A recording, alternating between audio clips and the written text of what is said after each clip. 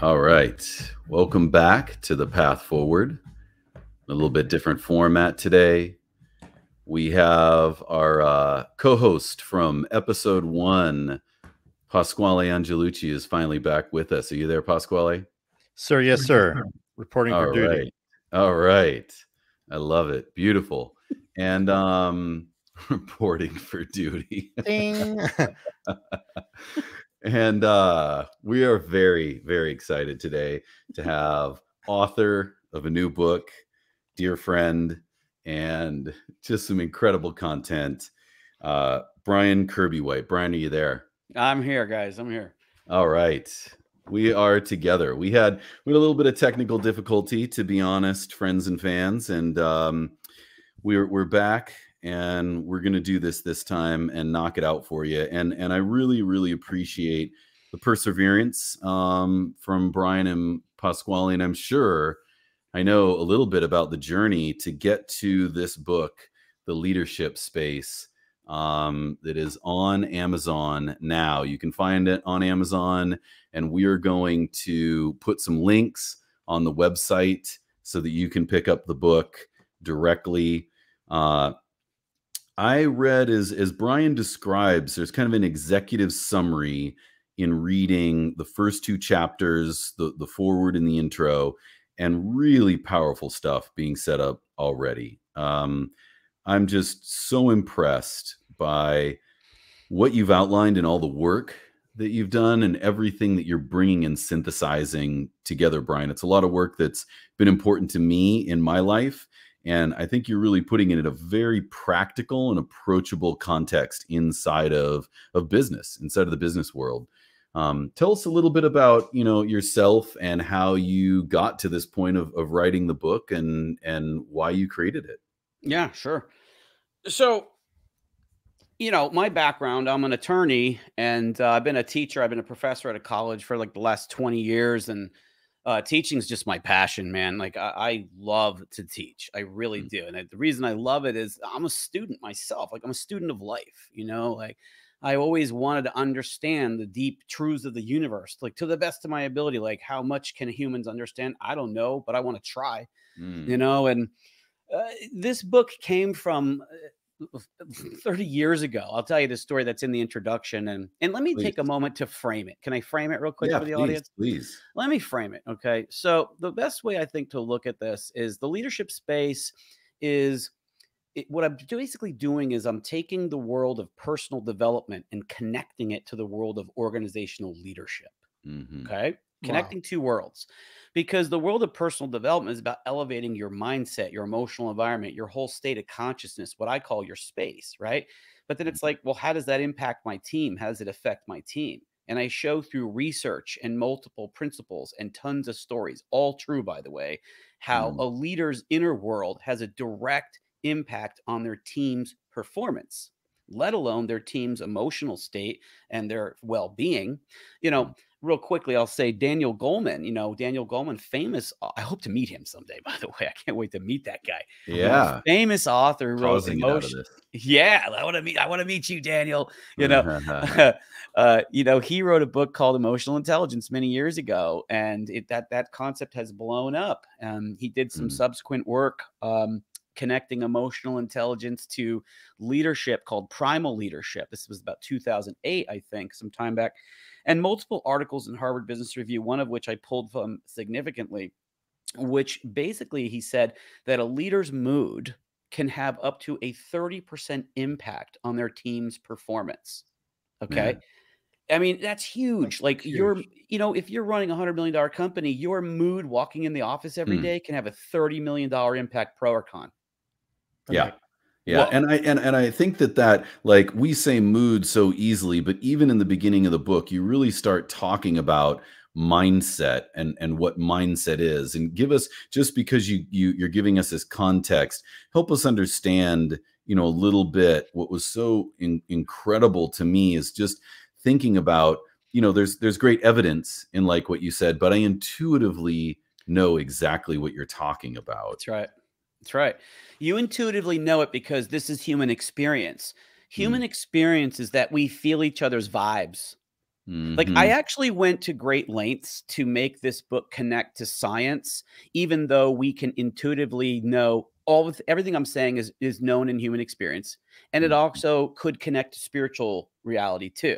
But I didn't want to Mhm. get too woo woo. I even said that in the introduction that, you know, when I talk about why does your mood, I'll dig into that, right? And then we Yeah, can maybe yeah. backtrack. We can backtrack to the history and all that, but let's just go organic, because here's where we're at. Like, why does a leader's mood have such a powerful impact on their team's performance?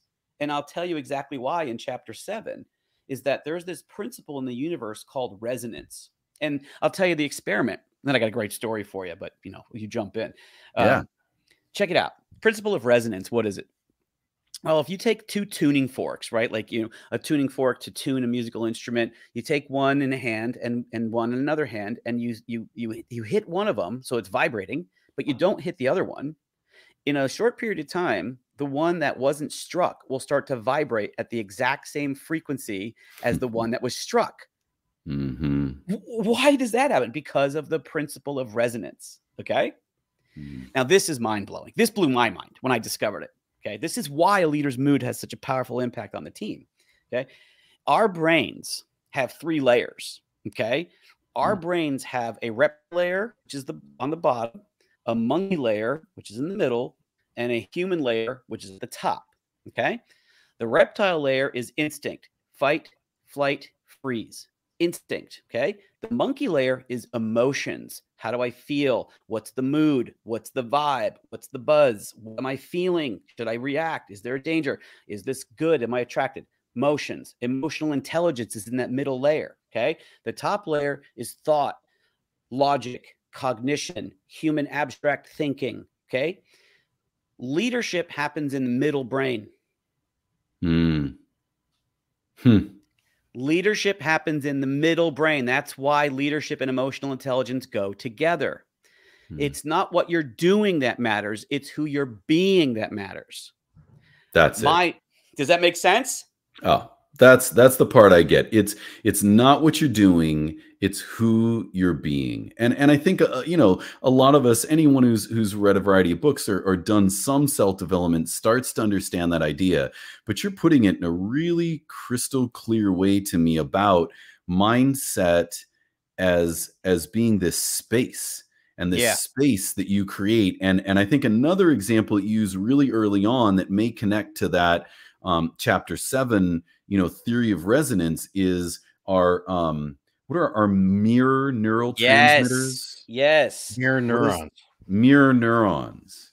Mirror neurons. Okay. So now you're getting into some stuff, man. And then I want to definitely wrap back to Yeah. precisely why mood impacts team performance. Mm. Okay. Because that's Oh, what this is great. I really tried to do that. I wanted to have precision out of respect for the scientific worldview of the West, because Mhm. I really believe in the spiritual worldview of the East. I've had tremendous benefit from that. And a lot of people that practice yoga or meditation, they understand that there's a deep, rich spiritual force inside of us. But in the West, we don't fully recognize it yet because scientific instruments can't actually touch the soul yet. Mhm. We can't prove it. So fine, no problem. Let's stay with science. All right. Am I staying? Are you with me? I'm Yeah, losing you, right? absolutely. And I always 100%. think personally that they're different lenses. They're different windows for viewing reality, Yes. for what You're we're right. experiencing. So different lenses to view that through.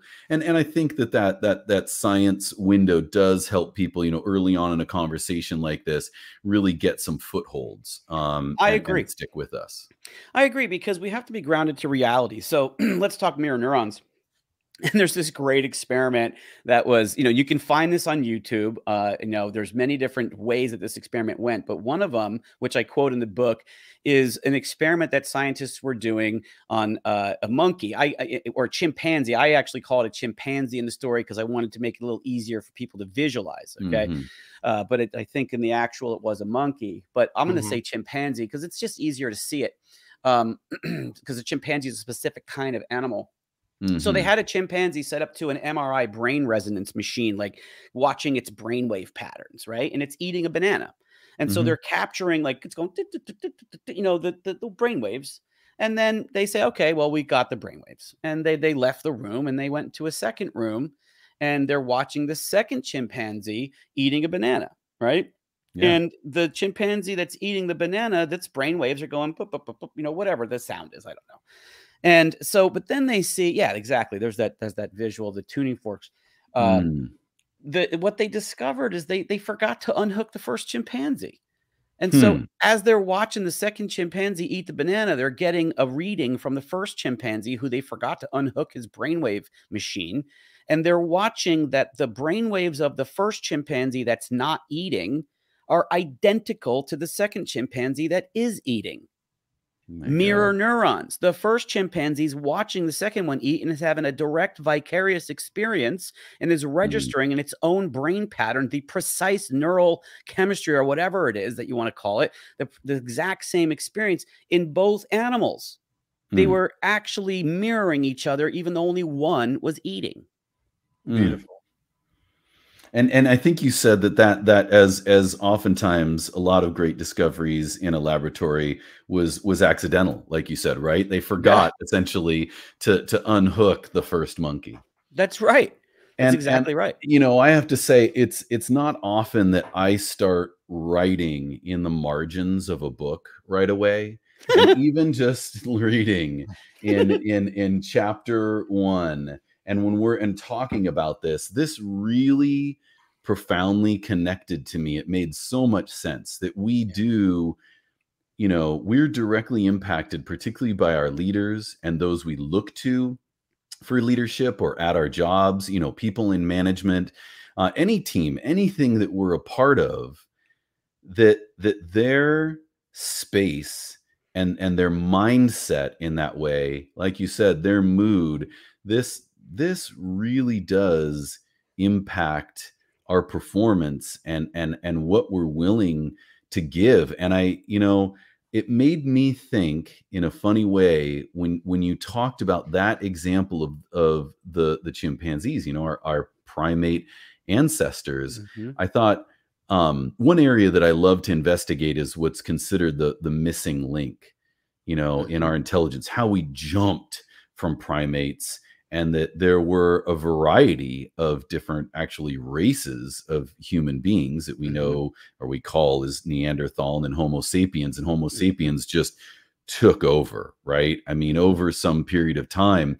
And I thought, the theory that I really love around the missing link is that we all consume food and drugs and mhm, look at human beings, and that um, mushrooms, psilocybin is a part of that missing link. mhm. And I thought, my God, there must have been a tribe of Homo sapiens that were using this mirroring, because you see it when you watch documentaries of monkeys and chimpanzees. You'll Mhm, see the behavior of their leadership and their pack start mirroring each other, and they'll mhm. all start calling out, they'll all start warning, or they'll all start reflecting the same behavior. I mean, we say monkey see, monkey do. And we say it all the time, right? But I thought, my God, to get us where we are, you're on part of that. You're describing something. There must have been a tribe, and we know this, like tribes of great warriors or great hunters that could basically come together as a unit and follow each other and become that kind of a super effective, powerful unit in order to dominate Well, in for our history. sure. That makes perfect sense. I mean, you're talking about stoned ape theory, right? Stoned Mm. ape theory is the Mhm. theory. We don't know for sure, but it's the theory that, the human brain profoundly expanded because of the use of hallucinogenics among some ancestor of ours, right? And Mhm. that's how our brain grew so fast. There's multiple different theories about why. I forget what the term is, but there was this leap in the brain case and then the brain capacity. Uh, Mhm. but for sure, what you're saying is essentially that a tribe that can communicate very quickly, almost instantaneously, well, geez, they're going to be able to form better teams and have better teamwork than a tribe that can't communicate instantaneously. And if Right. they can operate it as an organized group effectively, they're going to be able to dominate groups that can't operate as an organized group effectively. Thus, evolutionary theory, the strong survive, survival of the fittest. Mhm. Here we are. Yeah, and even like I think what you're tapping into is not just brute force strength or that stoned, primates theory is that it was just a plant, but Mhm. what I think you're looking at is when can you have groups that start working really effectively and Yes. mirroring each other in strong leadership that start using that plant. Like honestly, it was probably a group of Homo sapiens using mushrooms on cow dung patties that started to develop a little bit more language and more effective hunting and fighting strategies with each other in a really intentional way. Hmm. And this is literally our roots as human beings. For But sure. but we've lost them. I mean the common experience in a business scenario, and please jump to your story that you wanted to get to back in Yeah. the beginning. We can loop that back in. But I mean, how did we get so lost? And what can we do now? I'll tell you my answer. I actually just thought of it just now. I mean, I've had it in the background my thoughts, but it crystallized as soon as you said it. Because I was actually teaching class last night and I talked to my students about something called a progress trap. Hmm. Okay. Society is in what I would call a progress trap right now. Okay. So what's a progress trap? And then we'll loop back to that story because I got to tell Hmm. you, because that's good. And we got to finish the relationship between mindset, mood, and mirror neurons. I'm aware of all that. We'll come back. Okay. But let's stay with the progress trap. What's a progress trap? So long time, one way to explain it is a progress trap is some technology that causes rapid progress that leads to rapid demise. Hmm. I'll give you a story. Okay. So ancient hunters, the, ancient hunters in the north or whatever, they were hunting woolly mammoth, and you want to hunt a woolly mammoth as a group of 10 people with big long sticks. Well, somebody's going to get killed. That thing is a big creature. So one of the people's not eating that night because they're dead. Hmm. Okay, they're Hmm. dead. Uncle Ned is dead. Whatever. They didn't have an Uncle Ned. Okay, The they had an cost. Uncle. Whatever. They didn't have. They Okay, Uncle probably did. is dead. But anyway, Ugh. so they're like, how can we get this food faster? And so they invented a way of channeling the woolly mammoth toward a cliff, and they would run them off this cliff, and so they'd get Hmm. 15 20 animals off a cliff. Nobody in the tribe died. 20 woolly mammoths died. They could eat for a month, okay, or Hmm. Many longer, months. many months, right? But Mhm. guess what happened? They were so effective in their progress in hunting. They were so effective in hunting, they Hmm. killed all the damn food. Woolly mammoths all died. Died. So it was a progress trap. Mm. Hmm. They caused their own I demise see. through their own progress. That's what's happening in Hmm. our society. Yep. We're Yeah. getting so connected technologically that we're getting unconnected, disconnected emotionally, Hmm. and it sucks. Hmm. I'm just Yeah, going to call it well, like and this. absolutely. Well, and that is, I mean, I invite, anyone listening for us to recenter this on the path forward and what I call the threshold. If you just go to thepathforward.net and you look at the description of what we're doing here, it is the path through this threshold that I really believe in our evolution we're approaching. And it's not just the technological evolution, but it's the fact that we've burned fossil fuels to get to this point, and now that's damaging the ecosystem that sustains our life. How do we see ourselves through that? And we've got to create powerful leadership. And what I really want to do, Brian, is Mm. let's go back to where Yeah. we started in that first story, but where I want to get to in our conversation is how I can start to apply what you're talking about to the primary concepts of a path forward, because I believe I have some really, really critical, important ideas, and what you're talking about can help me implement those. Well, I'll tell you right now, we need to stay on track, but there's so much in this book that is going to help where you want to go. Like when you're ready, read chapter 12. That's one Okay. of my favorite chapters. It's about how thoughts become things, about how our inventive mind creates the future. It's a Mm. great story about Henry Ford, and just you need to read that because where you want to go with your journey, that's going to Hmm. help. Okay, but let me pull back to Yeah. Yeah. mindset, mood. Okay, so fundamentally, okay, everybody has a certain experience every day. We feel good, we feel bad, we feel in between. Okay, we have a certain emotional experience, we have a certain mood. Well, what we don't always realize is that we, just like you have a rudder on a ship, so our mindset is the rudder of our life. Mm. We have the power to control the rudder, and the rudder controls how the ship moves through the water. If I'm having a bad experience, I'm like, God, Boshko or Bill, this is a bad day. And you go, Brian, just check your mindset. I'm like, okay. Or you go check your leadership space, which is a little bit more robust way of checking mindset, as we'll explore. Oh, okay, I better choose who I'm going to be. You know, I better choose my context. Man, I could be a contribution rather than focused on me. I could be a contribution to the world. I feel better all of a sudden. Wait a second. What just happened? Why do I feel better? Well, because I used the 3 C's. That's chapter 2. The 3 C's: choice, context, contribution, to elevate my mindset. I took my mindset from ego, all about me, I feel bad, life sucks, life is hard, to, well, wait a second, I can choose how I'm going to respond to life. I can choose how I feel. And if I shift my context or my lens through which I'm looking at the world and judging what's happening, okay, I can actually cause myself to have a different mindset. And especially with contribution, I'll get into that in a second. My mindset goes to a higher level, and instantly my emotional experience goes up. Mindset affects mood. Mindset creates mood. And then mood creates resonance, how my team feels. What's the lesson? The lesson is your team feels how you feel. Your team feels your mood. Your team feels your mindset. So the central point, the central core of leadership, the ultimate place where leadership starts, is it starts in your mindset and your emotional environment, because how you choose to be about any situation is going to resonate out to your team through mirror neurons and instantly cause how they're going to feel. Oh my God, a competitor just came up with a similar product. We're screwed. The whole sales team starts to feel down. Sales go down. That's a bad leader, because he had a bad perception, a bad mindset.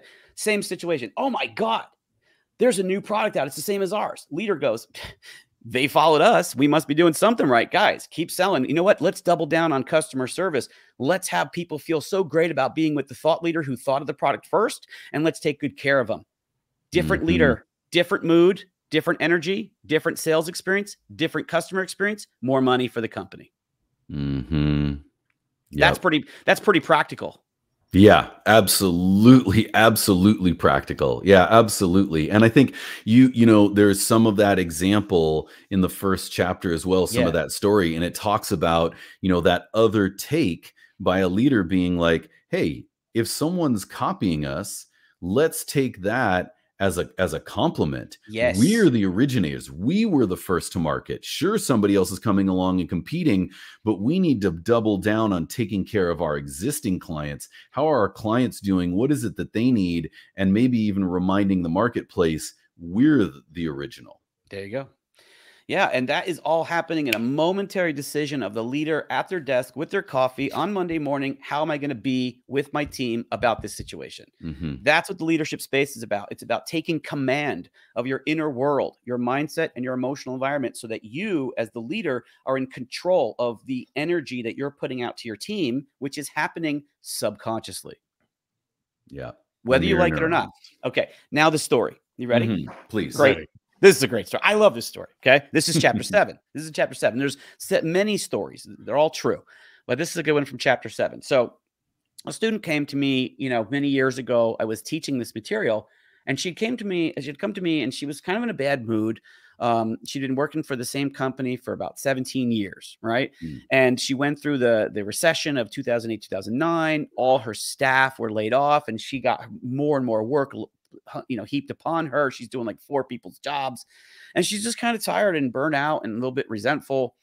And whole new staff was hired around. I don't know what year it was. It was a couple of years ago. And she said to the staff, hey guys, I've been here for a long time. I'm happy to help you. Please come talk to me anytime you want. I'll do whatever I can to help you. And she's talking to me after class. This is what class I was teaching. And she says, you know, Professor, people never really come to talk to me, and I don't understand why. You know, I want to help them, but I just don't get it. And she's like, I'm really interested in developing as a leader, and I'm looking forward to this class. So we did a couple of classes. She studied chapter 1 and chapter 2, which you have started to read here. Yeah. And then she comes back, and I see her one night, and she's got a huge smile on her face. She's like all radiant. And I'm like, well, something happened good. And she's like, Professor, you're not going to believe it. I'm like, what happened? She goes, I don't know, man. I don't know. I took this class with you. I read the leadership space. something shifted in me because everybody is coming into my office. They're asking me questions. They want to go to lunch. They want to learn from me.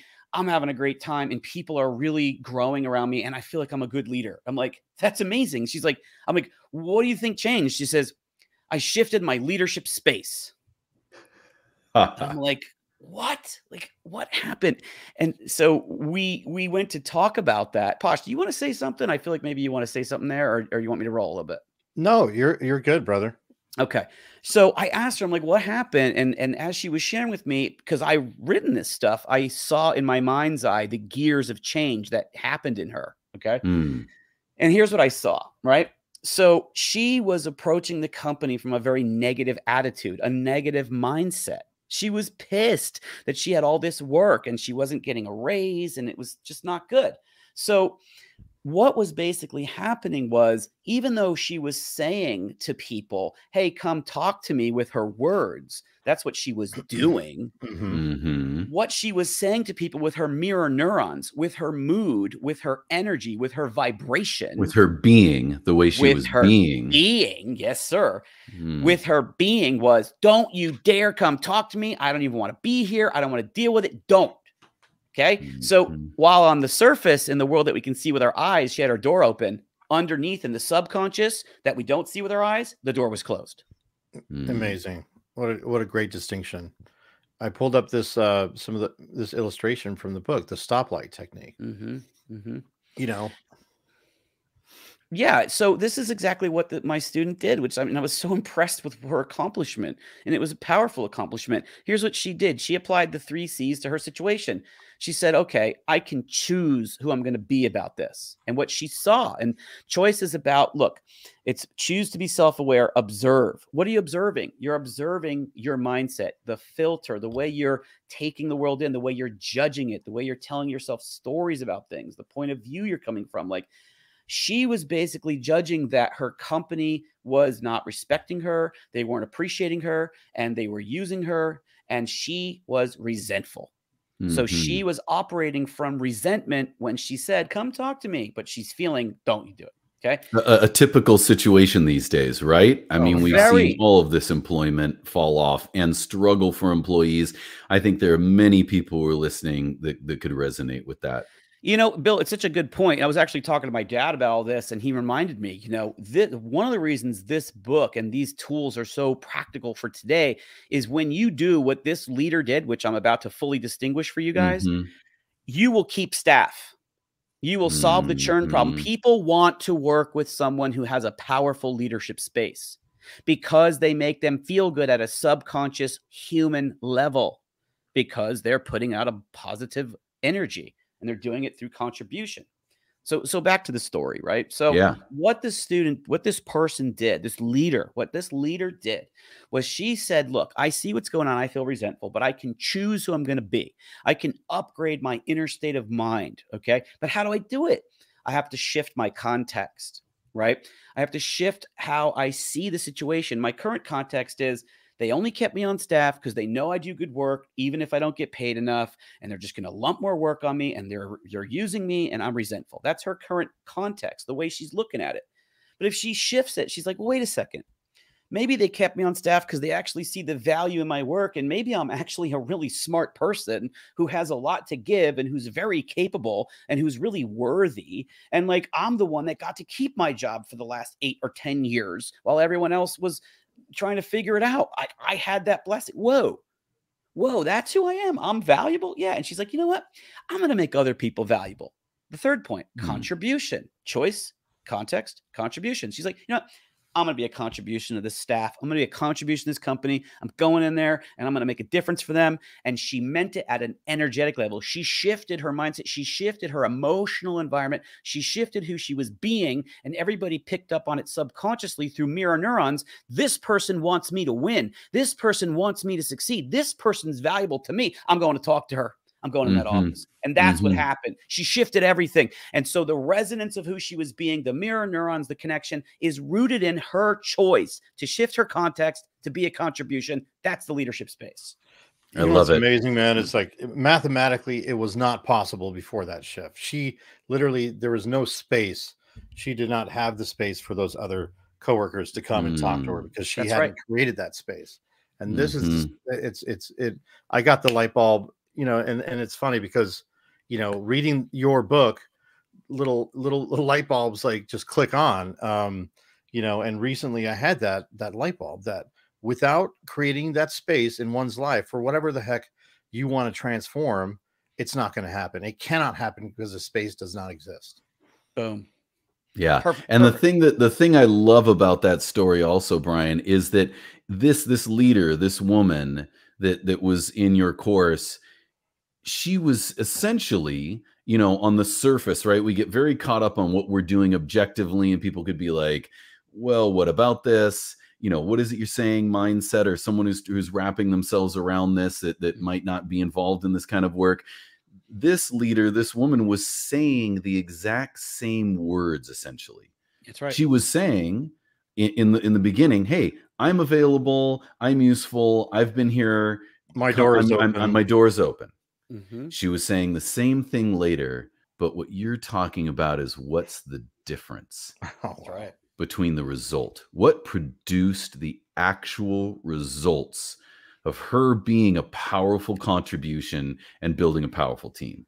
Oh my God, you just set me up to really give you something here, because now we come directly back to what I said about the brain has 3 levels, the reptile, the monkey, the human. Okay, so the middle level is called, listen, this, and I don't need to be rude, but this called the limbic brain. Right? The limbic brain. This goes back to Daniel Goleman's work. And this is again in chapter 7. Okay. Remember I said that the tuning fork was going, zzz, you know, and then the other tuning fork picked it up, resonance. You wouldn't believe it if I told you. The human brain is a tuning fork for other human brains. This is scientific. This is not made up. This is real. It's called limbic loop. Okay. It's called limbic resonance. I should have said that first. It's limbic resonance. My emotional state instantly shifts your emotional state. And if you're in a good mood and I'm in a bad mood, if my bad mood's stronger than your good mood, you're going down. If your good mood's stronger than my bad mood, I'm going up, because we're going to resonate like tuning forks, and the stronger mood wins. It's just life. There's another phenomenon called emotional contagion. Yeah, there's the picture, Pashko. Emotional contagion is how emotions ripple through a society or an organization or a team. Okay. And it's because of limbic resonance. It's a fascinating area. If you give me a moment, I can give you just a little more. Yeah, please. Dude, that's why we're here. That's why we're here. This is mind-blowing. This is, and I explain all this in chapter 7, right? So as it turns out, and I'm pulling from Daniel Goleman's Primal Leadership as the source on this. As it turns out, the limbic system is what's called an open loop system. Okay. So, well, what does that mean? It means we feel each other's emotions, right? I feel yours, you feel mine. We actually have an open loop with animals too. That's why dogs can instantly sense if you're happy or sad or angry or whatever. They instantly feel it because they have a limbic brain. Why? Because they have a mammal brain. The monkey brain is the mammal brain. All mammals have limbic. We humans have neocortex. So we have a level above, which means we can shift our mood because the higher brain can shift the lower brain. That's what's unique about us. We have self-awareness. Where does self-awareness happen? It happens in the higher brain, looking down on the lower brain, saying, I choose to be happy, or I choose to be powerful, or I choose to shift my context. Does this make sense? Yes. Yeah, we get to grab the rudder. You know, it's sort of like you can feel and sense as a being, you know, when you're close to and you share your life with an animal, as so many people do and have, that they are riding in the same waters as us. We're flowing, but that they are almost affected by the system and the context of life or their environment. And they don't really get to grab the rudder of saying, this is what my mindset's going to be, that then impacts the limbic, right? And the emotion. Bingo. And you said it so well, because you even brought up a liquidy. I don't remember exactly what you said, but you brought up this liquidy type of thing, the circulatory thing. Okay, because this is exactly where it goes. This is cool because we're syncing up right now, you and me. I can feel it because I'm getting all goosebumps and stuff. It's good. It's good. I get all energized. That's what we're here to broadcast to people. Check this out. Mind blowing, right? So, you know how our circulatory system, the blood flowing through our veins, red blood flowing through our veins, the circulatory system is called a closed loop system. Your blood's in your body. Pashko's blood's in his body. My blood's in my body. My blood doesn't go in your body unless, you know, we cut each other and become blood brothers. It ain't happening. Okay. It's my blood, your blood. Okay. The limbic system is called open loop. My emotions flow through you as if we were sharing the same vascular system. You and me are breathing the same energy. We're sharing the same energy. And the limbic loop applies to all creatures around us. Okay. And so my mood, back to leadership, leader's mood has a 30% impact on the team. Here comes the finish point. My mood as a leader has a massive impact on the team because we're limbically connected. We're in a limbic loop. We're all connected. And the leader is the top person in the tribe. And the tribe is looking up at the leader to be told how to feel, how to think, what to do. Are we safe? Do we move? Do we freeze? They're looking to the leader for direction. Exactly back to your point about primates, Homo sapiens, who could instantaneously communicate at a distance. That's how we became us.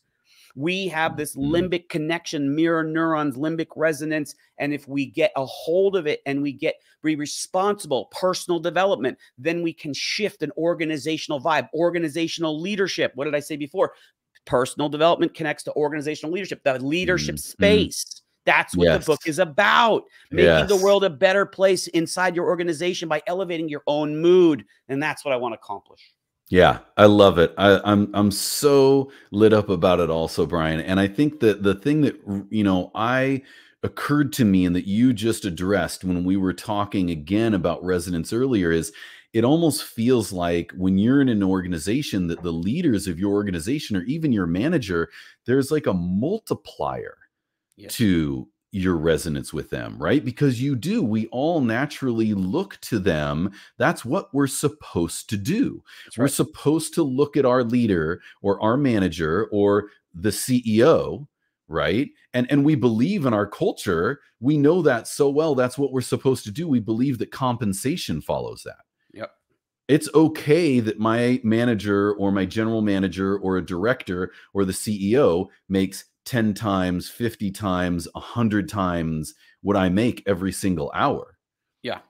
But we do see a real breakdown in a lot of that. And that's not just something to talk about. It's so fascinating at this time when there's so many people intentionally stepping out from the pandemic of the workforce or shifting what they're doing all around this, because I think that the disconnect is around the mindset and the mood and the feeling of the place that they want to contribute. Sure. Yeah. And it's evident in the Great Recession. I mean, literally millions of people, mid-level, C-level, are just literally leaving. They're saying, why should I come back to a workplace that I hate and I am dreading going into, and I don't feel like I can bring 100% of myself because I don't want to, because the boss, the leader, whoever it is, doesn't care about me. I'm a machine.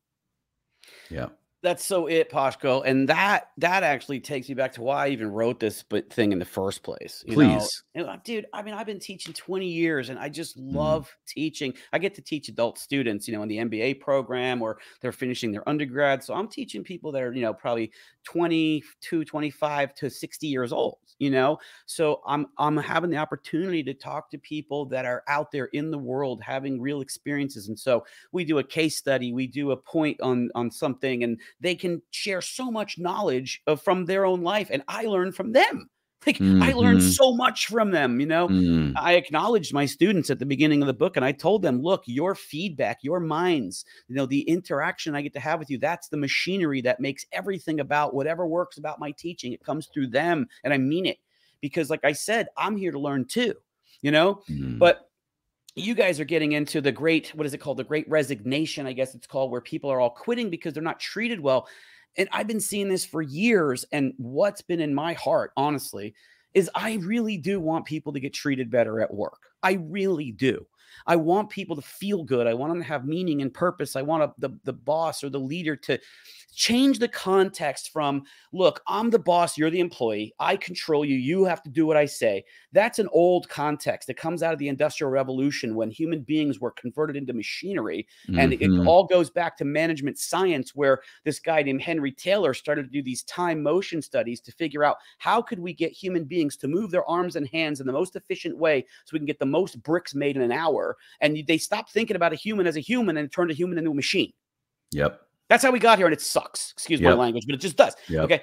Now this This is what I'm saying. That's management. There's nothing wrong with management. Management is important, but that's management telling people what to do. Okay. That's not leadership. Leadership is leadership is who you're being with people. Management is what you're doing. We're working on the project. Leadership is who you're being, how you treat people while they work on the project. You with me? How you're going to be with people is related to your perception of them. So if you perceive them as the employee and you're the boss, they're less. So you get to control them. This is not working anymore for people. I don't even want people to be treated like that. It's not fun. So how do you do it? You shift context, leader to teammate, not boss to employee, higher, lower, leader to teammate, equal creators of tremendous creativity and power to cause results together. That's the new paradigm. Because you can't have mirroring and resonance really by yourself. That's right. I mean, you can be on your own journey. You could be a great leader, but no one can create anything great on their own. You know, I mean, there are a few art forms, right? I come out of media and art. There's a few art forms you can write and sing a song by yourself entirely, but there is no making a film. There is no doing film production, which is where a lot of my career has been. You really can't do that by yourself. You're right. I mean, human beings are built to work in teams. It's just that the machinery of the world has positioned us so some people are at a higher level, the boss, and some people are at a lower level, the employee, and it doesn't feel good. It just fundamentally doesn't feel good. Okay. If you want me to, I have a really cool point I can drop right here about boss, please. Which I've been debating in my mind whether I should ever say this, but I'm just going to do it. You want me to do it? Yeah, okay. We're here. This is another laboratory and another place to unpack the book and for us to continually discuss and research and investigate some of all this. I love it, man, because what I'm really out to do is shift the context around the work experience. And I want, again, I want people to feel respect. Okay, but why do they not feel it? And I want to talk about unconscious subconscious communication. Yes, that's a big part of the book. Subconscious communication. We're all having this subconscious conversation with each other. And if a boss thinks they're better than the employee or that the employee is not worth as much, then they resonate out. They're having a subconscious conversation, just like the story with my student who resented their company. Okay. The boss has to shift their perception of people. Okay. And that's what makes the difference. And how do you do it? You shift your leadership space. That's the point of the book. Okay. But to the deeper thing I want to drop in here. All right. I did some research on the word boss. Okay. And it turns out that the word boss comes from an old Dutch word, bas, B-A-S-S. Okay. And the meaning of that word is actually master. Master, as in master servant. Okay. Master servant. And employment law is imbued with the master servant paradigm, like respondeat superior. Oh, the guy driving the truck delivering the flowers gets in an accident. Oh, well, the boss has to respond. Why? Respondeat superior. Let the master respond. Okay. It's imbued. Now, why? Let's use an analogy. I love to teach this analogy. I think it's cool and it's silly, but it's cool. So a fish in a fishbowl. Okay. Goldfish in a fishbowl. See that in your mind? Yeah. All right, you got the goldfish in the fishbowl and he's surrounded by water, okay? But the goldfish doesn't know he's in water or she's in water, whatever the fish is, right? They don't know. They just know that they can go left, right, up, down. They can stop. They just know they can breathe. They don't know that they're in water, but the water is giving them everything about their life. Everything that they can do or not do is the water. Okay, human beings are a goldfish in the fishbowl of society and culture. And the water is the ethos or the belief system of the culture we live in. The belief system tells us how to behave, what's okay, what's not. Okay. Now, I don't want to get into any sticky stuff. I just don't want to. But some cultures say it's okay to treat a certain type, maybe women or a certain group of people less. And some cultures say, no, we have to be equal. Okay, whatever. I believe we should be treated equally and with great respect. I fundamentally believe that. But the point is that why does the culture have such a deep impact on how we behave? It's because it's the water around around the human being that we are, the fish that we are. We want to say the water around the fish we are. Okay. So how does this connect to boss, the Dutch word? Well, unconsciously, my belief is unconsciously, the boss thinks they're the employee's master because that's the meaning of the word inside the culture. And it's never been distinguished. You never realize that that's what's telling you. You know, I like to watch these shows on TV, and there was this one show. I don't know if I'm allowed to say this or not, but it was this one show. Okay, I guess I can. This one show about this yacht. It's called Below Deck, right? And I love it. I think it's a great show, right? Okay. But anyway, so this one guy was really bossing another guy around. And I was like, why does he think it's okay to treat that person with that level of control and that level of like kind of in my opinion, lack of respect? And I'm not going to say who it was. It's a great show. But the point is that I believe that we think it's okay to treat an employee like crap because the boss thinks they own the employee's time and persona in the bracketed time frame. Okay. 9 to 5, I own you. Why? Because the word boss goes back to master servant paradigm, and we unconsciously are living from the meaning of the word. I want to get to what I think is out of your 3 C's, and we've talked a good amount about your choice and the context. And I think there's this incredible gap that's almost subtle in everything we've just been talking about the last C of contribution. There's this choice somehow that I think is fundamental to transforming that boss, that master servant, that master slave, that boss worker paradigm that we are bumping up against across industrialized society. Of even the leader and the team member or the worker and the boss choosing contribution. Yes. There's something there. This is, to me, the key to the whole thing. It's funny because I was actually talking to my aunt this morning about chapter 9. And that is, and I'm not trying to say, oh, it's this, that. It's just, that's what it is. That's just what's in the book, you know? Like chapter 9's about contribution. It's called Be for Others. It's about being for other people.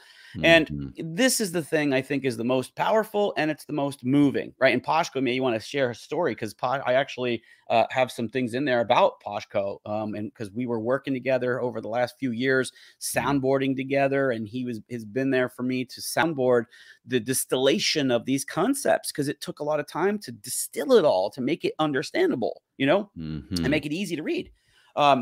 But the contribution is fundamentally, if I can just bottom line it, it's about love. It really is, you know? So if you look at the leader teammate paradigm moving forward, moving from boss employee, right? I'm above and you're below, to leader teammate, I'm equal with you. We're equal. Number one, I upgrade my perception. So I see you as an equal. Okay. And when I want to contribute to you, now I actually want to allow you to shine. I want to bring out the best in you. I want to give you opportunity. I want to give you energy. I want to give you responsibility. I want to give you the good job conversation. I want to also give you the direction. Hey, you need to improve here, but out of contribution. I'm not here to tell you did it wrong because I control you. I'm here to tell you, here's how we get to win together and feel that. Okay. Because we're equals. When we want to contribute to each other, we're equals now. We're all together. Does that make sense? Yeah. And I think there's a key part of that is you're choosing that as a team, and you're aware that you're choosing that, right? Like at some point, if you read this book and you're a leader, your team members need to read this book, and you agree on the game that you're playing. Boom.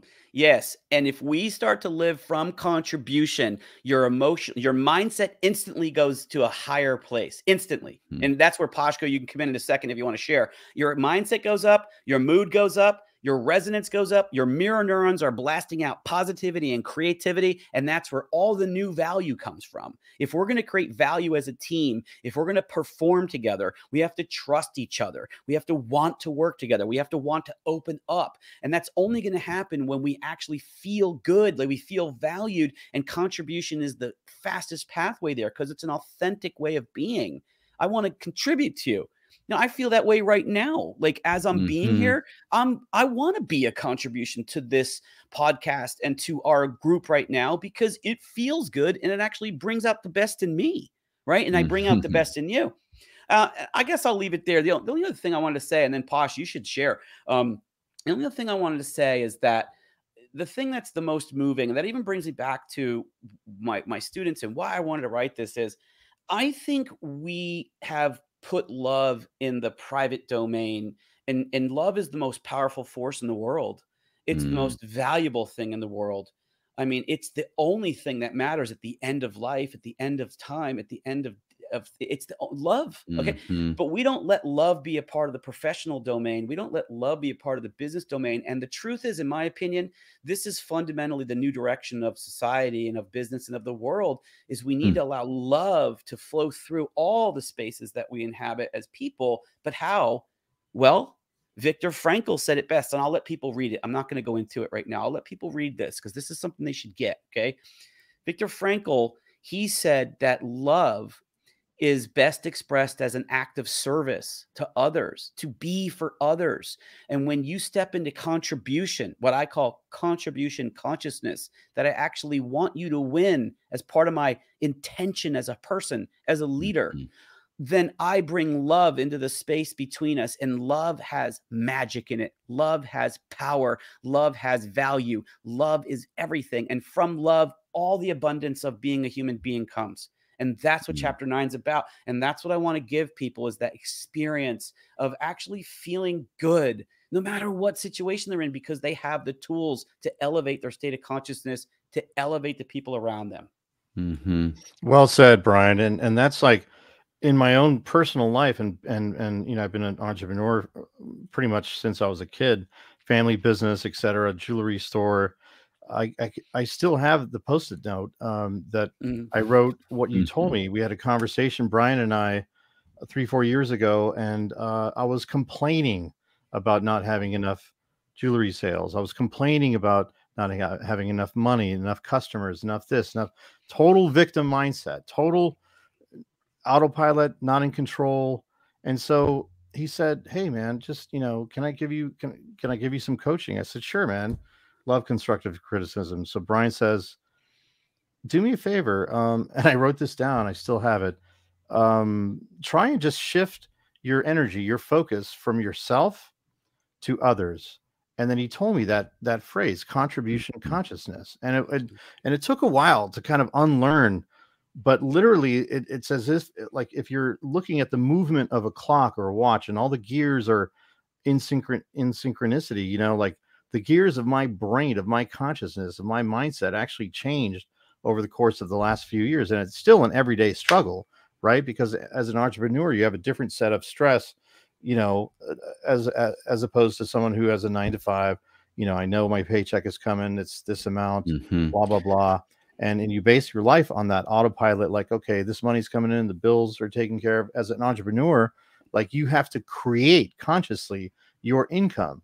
And so, like, you know, this ongoing conversation, and I'm really blessed and honored to, like, you know, be a part of Brian's life and a part of this book, which is, you know, has been fundamental to my success. And it's not just like, hey, read this and you're going to get $1 million. And here's my Shopify account to prove it. It's like, standing in front of a Lamborghini. But tell, you know, I know personally some about how did, when you started having that conversation at that shift 2-3 years ago, how did your business do last year? Well, it did phenomenal, and it's just the iceberg. But and how are you? What I want to know is, and I'm enrolled in this too. This is why we're doing something, that the piece that has me so engaged and wanting to participate with you in what we're doing is that delivering of a high level of customer service and being of real service to people and really helping them through a process. Yeah, because, like, having good service, like the idea of paying lip service to that sort of superficial thought, or like, oh, this guy has good service, or no, I literally ask people, like, how can I be of service to you, instead of how can I help you, how can I assist you? And if you truly look at each, you know, transactional thing with another human being, whether you're selling a product or service, all of us are salesmen. I don't care what you say.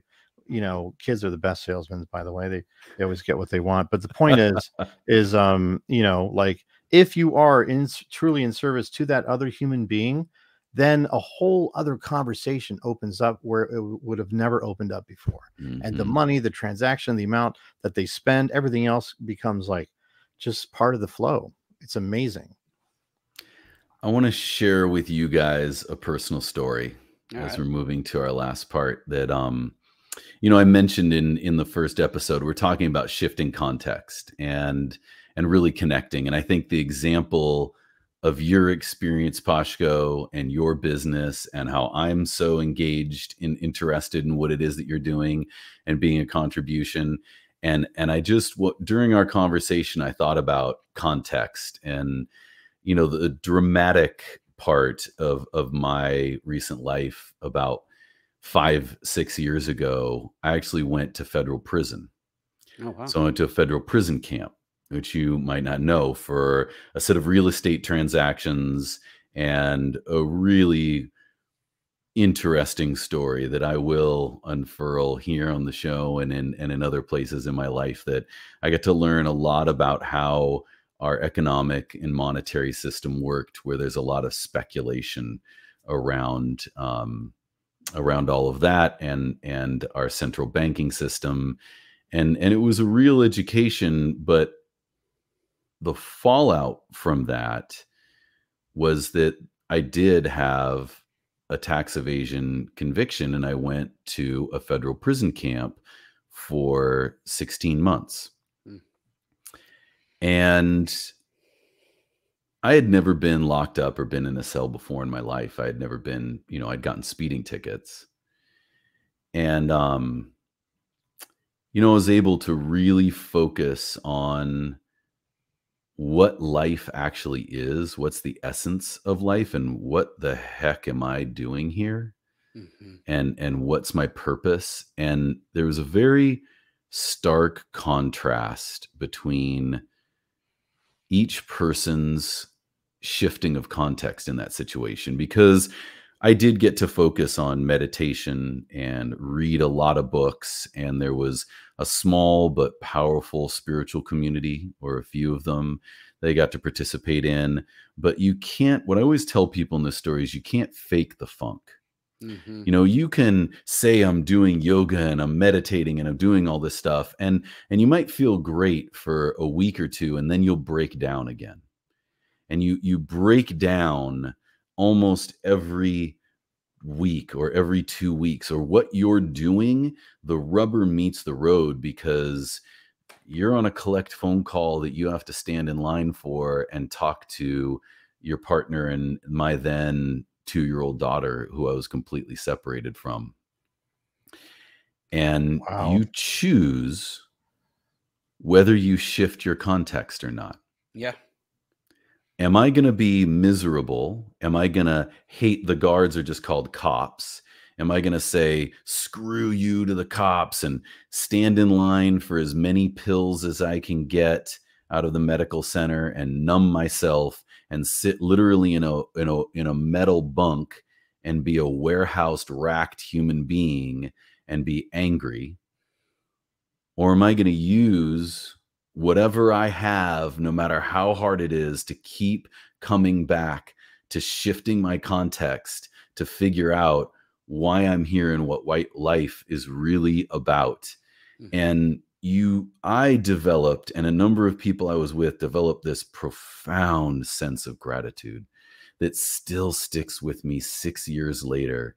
I have such a profound sense of gratitude to get to participate in my life, to get to participate in conversations like this, and to get to be a contribution.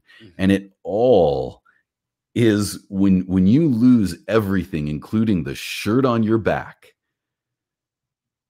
it is literally about, can you make a choice, and can you shift the context and find being a contribution? Wow. Incredible.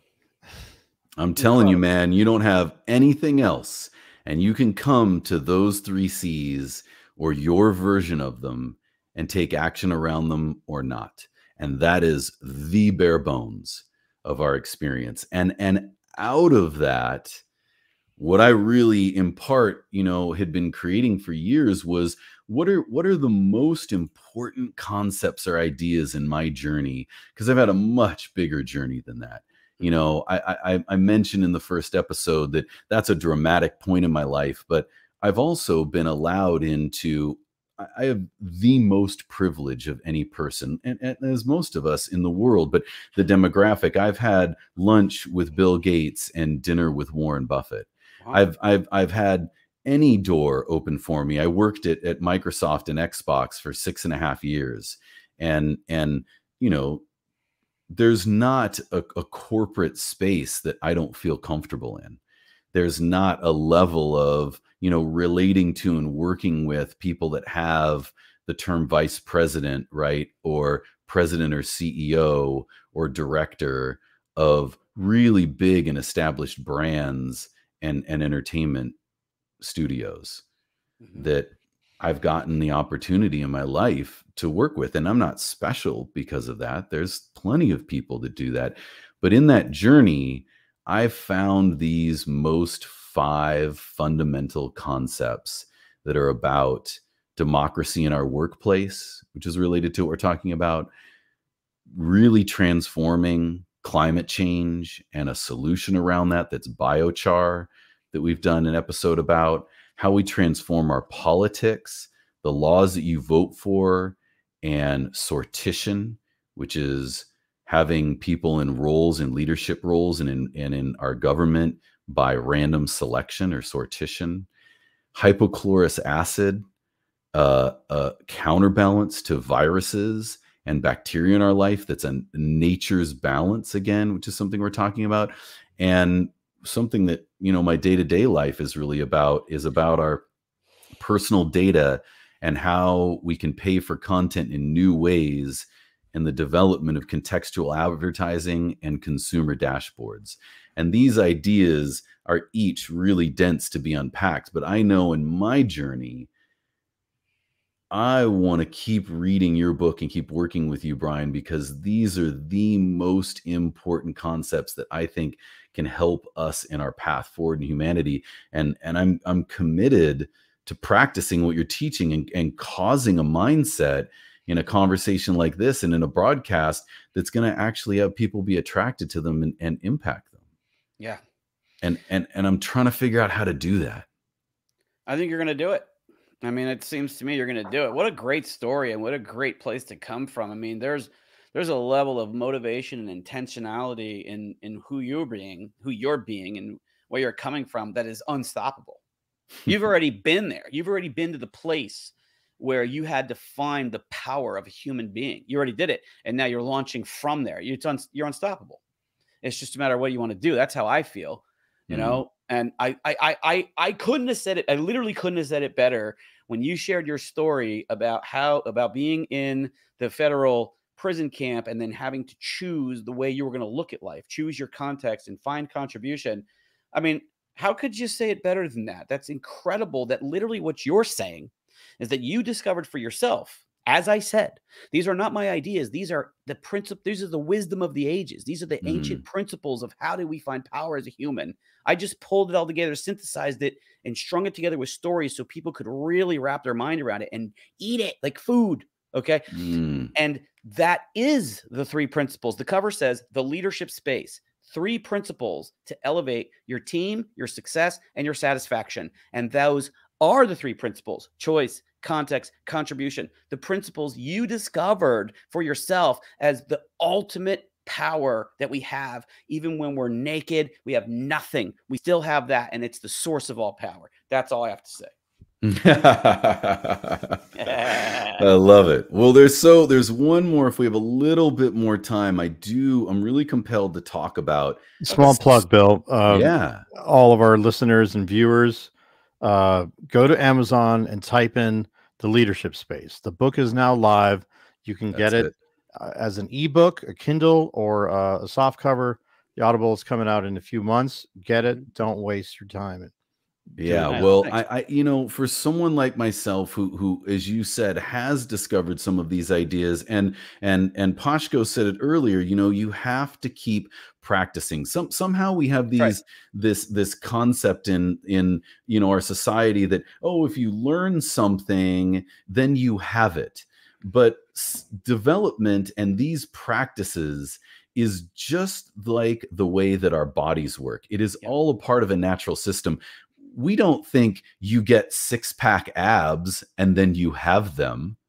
No one gets 6-pack abs and then has them for life, right? You have to go back and keep doing the exercises. You have to keep doing the work, right?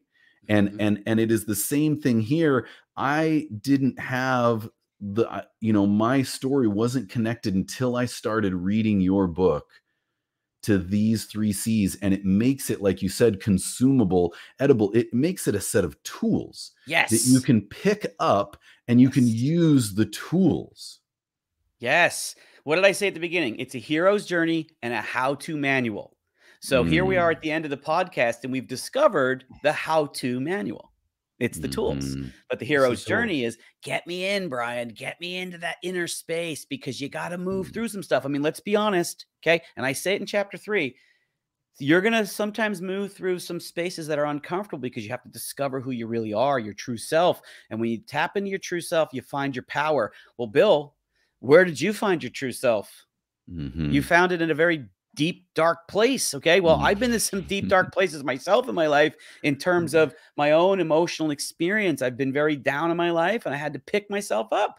And that's how I discovered all this. I wanted to find out, how can I, not have to feel really bad feelings in my life when things go wrong or whatever. Like, I want to feel good and I want to put out a positive energy. Well, took me 30 years. Maybe I'm a slow learner, but I got there, and now I have some tools I can use and share with people. That's what this is so needed. There's so many people who, I mean, come on, let's be honest. We watch people in our lives pass who don't get to learn this or figure this out.